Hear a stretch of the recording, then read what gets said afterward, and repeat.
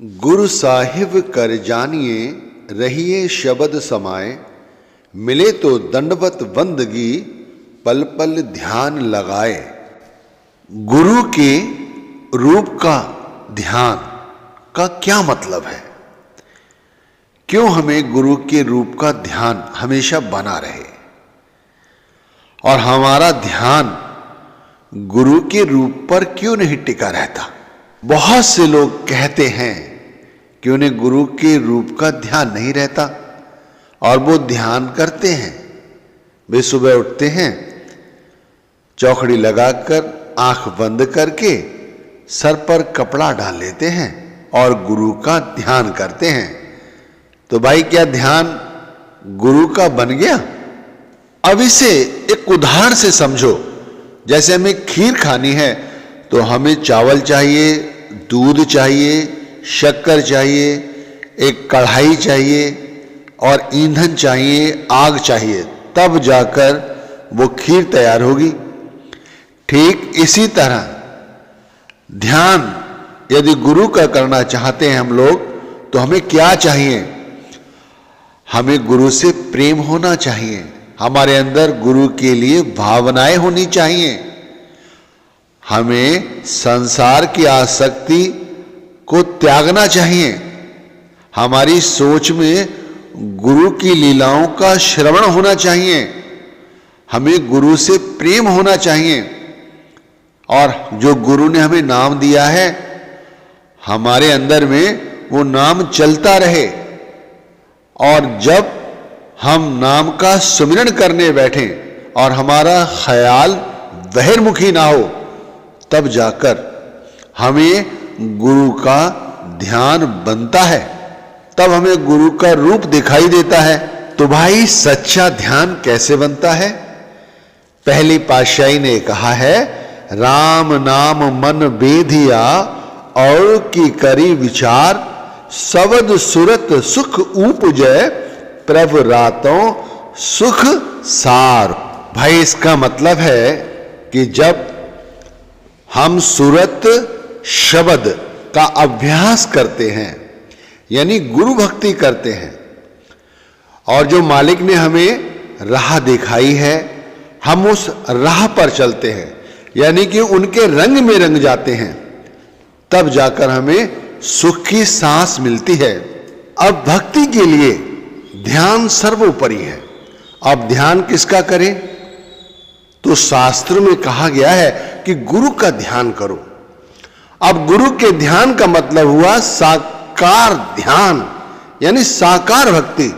जैसे हम मंदिरों में जाते हैं, वहां मूर्ति के दर्शन करते हैं, यदि हम उन्हीं मूर्ति का ध्यान करके मंत्र जपे तो ये हमारे लिए साकार ध्यान हो गया। इसी तरह यदि हम गुरु का ध्यान करते हैं तो ये भी हमारे लिए साकार ध्यान है। भाई, चंचल मन को टिकाने के लिए हमें किसी साधन की आवश्यकता है और वो साधन हमारे लिए गुरु हैं। अब जिन्होंने गुरु को परमात्मा का दर्जा दिया है, तो भाई उनके लिए गुरु का ध्यान सबसे उत्तम ध्यान है। अब यदि आप चाहते हैं कि हम 2 घंटे तक निरंतर गुरु नाम को जपें और ध्यान बना रहे, तो भाई ये संभव नहीं है। आप कितना ही अभ्यास कर लीजिए, आपका ये ध्यान नहीं बनेगा।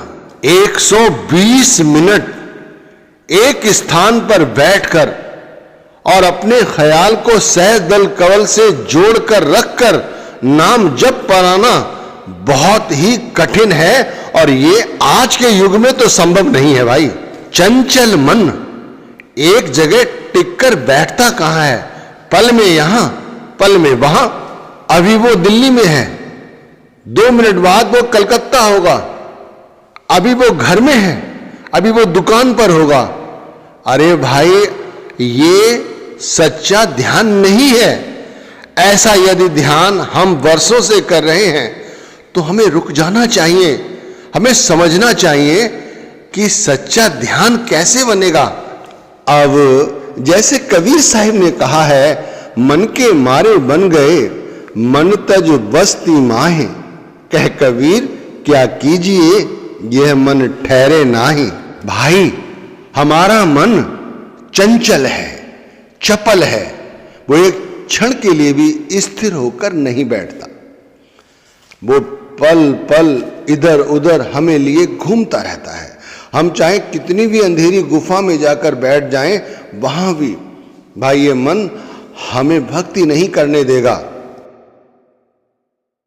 अब आप एक तत्व की बात समझो कि भाई ध्यान का काम कौन करता है? आंख, कान, नासिका, त्वचा, रसना, ये 5 ज्ञान इंद्रियां क्या ध्यान का काम करती हैं? भाई नहीं, ये 5 ज्ञान इंद्रियां ध्यान का काम नहीं करती। हम असल में इन्हीं पर टिक कर बैठे हुए हैं, इसलिए ध्यान नहीं बनता। क्योंकि आंख तो देखने का काम करती है, और कान सुनने का, और नाक हमारी सूंघने का, और रसना रस लेने का, और त्वचा स्पर्श करने का। तो फिर हमारा ध्यान कैसे बनता है? कौन ध्यान करता है? अब इसे समझो। हमारा ध्यान बनता है मन द्वारा, अंतःकरण द्वारा, चित्त द्वारा, और जो गुरु ने नाम दिया है ना, उस नाम के द्वारा।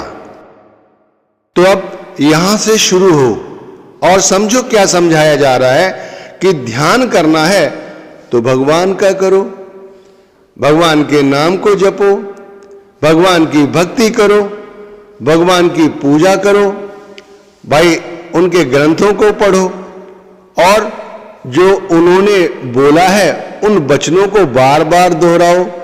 तो भाई ये सब कौन करता है? ये मन करता है, इंद्रियां नहीं करती। तो भगवान का ध्यान करना है। अब दूसरी बात कि भगवान तो हमने देखा नहीं, तो अब कैसे होगा? भाई घबराने की कोई बात नहीं है, परेशान होने की कोई बात नहीं है। देखो, हमें शुरू में रूप का ध्यान का अभ्यास करना ही होगा, गुरु के रूप का ध्यान। अब जैसे आपसे कहा जाए कि आंख बंद करो, चौखड़ी लगाओ और गुरु की आंखों का ध्यान करो, वो भी 2 घंटे 120 मिनट नहीं कर पाओगे। भाई शुरू शुरू में गुरु के रूप का ध्यान का अभ्यास जरूरी है, फिर धीरे धीरे ये स्वयं अपने आप होने लगता है। अब सबसे पहले मन का जो काम है वो है ध्यान करना। अब हमारा मन जो है वो निरंतर संसार का ध्यान करता है। यदि वही मन इंद्रियों की भक्ति करने लग जाए तो फिर ये संसार की भक्ति हो जाएगी। तो हमें क्या करना है? हमें अपने गुरु के रूप का ध्यान करना है। अब जैसे जैसे हमारा गुरु के रूप का ध्यान बनता जाएगा, वैसे वैसे हमारा मन गुरु रूप के ध्यान की भक्ति करना शुरू कर देगा। यानी जो मन है वो रुकना शुरू हो जाएगा, वो संसार का ध्यान धीरे धीरे कम होता चला जाएगा। जैसे परिवार में उलझा रहता है, कारोबार में उलझा रहता है, दोस्तों में उलझा रहता है, आसक्तियों में उलझा रहता है, तो वो पहले कम होगा। अब जब वो कम होगा और गुरु के रूप का ध्यान यानी गुरु रूप ध्यान बढ़ेगा, वैसे वैसे हमारे अंदर प्रेम बढ़ेगा, हमारे अंदर भक्ति बढ़ेगी, हमारे अंदर भक्ति की भावनाएं बढ़ेंगी। और जब भावनाएं बनने लगे तब हमारी भक्ति शुरू होती है। भावनाओं की कमी के कारण ही हम गुरु भक्ति नहीं कर पाते। तो मन को सबसे पहले रूप ध्यान में लगाओ, अब जैसे बहुत से लोग जो साकार भक्ति करते हैं, मंदिरों में जाते हैं, तो उन्हें वहाँ पर कृष्ण भगवान की मूर्ति हो, शंकर जी की मूर्ति हो या किसी अन्य महापुरुष की मूर्ति हो, तो वो उसकी भक्ति करते हैं। उनका जब उस मूर्ति के साथ सानिध्य होता है तो वो रोने लगते हैं। इसी तरह भाई, जब हम गुरु ध्यान करते हैं और एक स्थान पर बैठकर पूर्ण रूप से जब हमारा मन गुरु रूप में तल्लीन हो जाता है, तब हमारे अंदर आंखों से आंसू बहते हैं। हमारा भाव बन चुका होता है, वही भाव है जो बाहर है, वही अंदर है। देखो, दोनों में अंतर नहीं है। यदि कुछ लोग कहते हैं कि भाई गुरु भक्ति परमात्म भक्ति है और ये भक्ति परमात्म भक्ति नहीं है, दोनों एक ही हैं, वो भी साकार भक्ति है, ये भी साकार भक्ति है। अब ये निराकार की भक्ति कब होगी? जब हमारा मन गुरु की चेतन आंखों का ध्यान करने लगे। जैसे कहा है ना, हमारा जो उद्देश्य है कि हम 2 घंटे तक गुरु की चेतन आंखों का ध्यान करने लगे, तो शुरू में रूप ध्यान, फिर गुरु के चेतन आंखों का ध्यान, उससे जब ध्यान ऊपर चढ़ता है तब अपने आप गुरु का रूप जो है वो किसी ज्योति का रूप लेता है, किसी प्रकाश का रूप लेता है या किसी धुन का रूप लेता है। तो वो मैं आगे बताऊंगा। अभी जहां पर हम हैं उस विषय को अच्छी तरह समझो। मैं आपको ये भी बताऊंगा कि ध्यान करना जरूरी क्यों है और इसके क्या फायदे हैं, और जो लोग ध्यान नहीं करते भाई वो अपना क्या खो रहे हैं, मैं आपको ये भी समझाऊंगा आगे। देखो, मन बहुत कुछ कर सकता है, लेकिन मन अपने आप में कुछ नहीं है। आप ऐसे समझिए जैसे इंद्रियों से परे मन है और उससे परे बुद्धि है और उससे भी परे आत्मा है और उससे परे माया और उससे परे ब्रह्म, यानी ब्रह्म। अरे आत्मा ही मन बुद्धि से परे है। आत्मा मन और बुद्धि से परे है। हम आत्मा की खोज कर रहे हैं और आत्मा की खोज हो जाए तो परमात्मा की खोज स्वतः हो जाएगी, जो दिव्य है, जो भगवान है। अभी क्या कर रहे हैं हम? मन द्वारा गुरु के रूप का ध्यान कर रहे हैं, जिससे हमें आत्मबोध हो। जब हमें आत्मबोध होगा तो नारायण भी हमें मिल जाएगा। जो शब्द है ना, और शब्द में छुपी हुई शक्ति है जिसे ईश्वर कहा गया है, हमें वो मिल जाएगी। इसीलिए रूप ध्यान हमारे लिए सर्वोपरि है। अब जो सच्चा भक्त है, जिसे गुरु से प्रेम है, जो शब्द का साक्षात्कार करना चाहता है, वो तो यही कहता है ना, 5वीं पातशाही की तरह, बिन तुझ होर जिमंगना सिर दुखा के दुख, देह नाम संतोखिया उतरे मन की भूख। हे परमात्मा, अगर तेरे बिना, तेरे नाम के बिना हम और किसी चीज की इच्छा करते हैं तो हम मुसीबतों को मांगने में लगे हुए हैं। सच्चा सुख, सच्ची शांति केवल आपके नाम में है, आपके साथ मिलाप में है। आप समझ रहे हैं? तो भाई, परमात्मा से मिलाप के लिए रूप ध्यान सबसे सरल तरीका है। अब रूप ध्यान भी हमसे नहीं होता, ये बड़े अचरज की बात है कि हमसे रूप ध्यान भी नहीं होता। भाई, कितना सरल है। हम सुबह उठते ही रूप ध्यान का ही चिंतन करते रहते हैं, कभी बच्चों का, कभी पत्नी का, कभी नौकरों का, कभी जो हमारे मन में चल रहा है उन सब का। लेकिन उस गुरु का रूप ध्यान नहीं आता जो हमारे लिए सर्वोपरि है। भाई, बुरा मानने की बात नहीं है, लेकिन यदि कोई कहता है कि गुरु के रूप का ध्यान नहीं आता, तो भाई वो मूर्ख है, क्योंकि मूर्ख से मूर्ख व्यक्ति भी जिसे गुरु से प्रेम है वो गुरु रूप का ध्यान कर सकता है, चाहे वो 5 वर्ष का बच्चा ही सही, चाहे उसे नामदान मिला है या नहीं मिला है, इससे कोई फर्क नहीं पड़ता।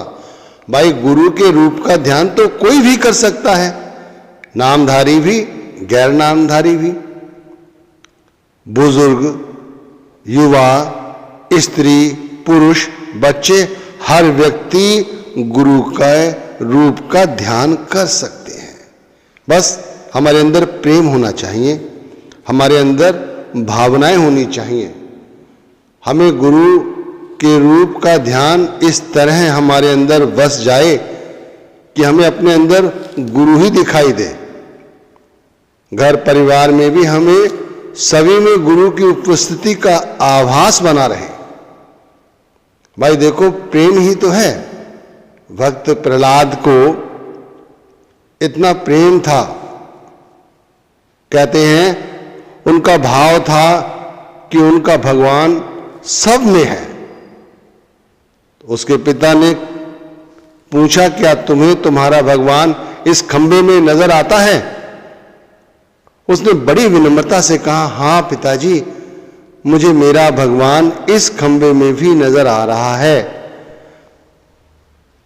तो उन्होंने उसका उपहास किया और आप जानते हैं उसके बाद क्या हुआ।